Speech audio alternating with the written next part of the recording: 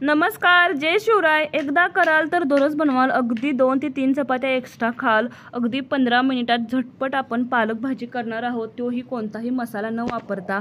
चला तर पाहू. त्यासाठी इथे मी घेतलेला आहे कांदा आणि टोमॅटो अगदी एक घेतलेला आहे, बारीक कट करून घ्यायचा. त्यानंतर आलं लसूण पण छान बारीक कट करून घ्यायचं. इथे आपण पालक स्वच्छ धुवून घ्यायचा आणि तोही बारीक कट करून घ्यायचा.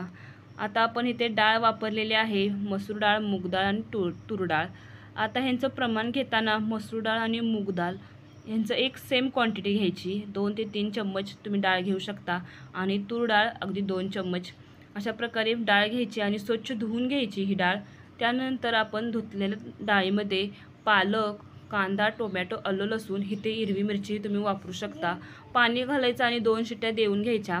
खूप छान डाळ आपली शिजते आणि पालकही छान शिजतो.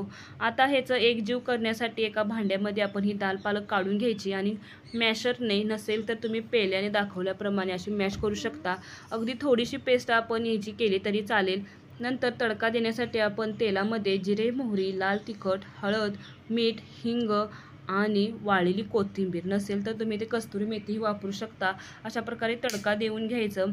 छान तडका पालक दाल भाजी तयार आहे. रेसिपी आवडली असेल तर सबस्क्राईब करा, लाईक करा, कमेंट करा आणि ही रेसिपी जरूर बनवा. अगदी टेस्टी आणि झटपट भाजी बनते.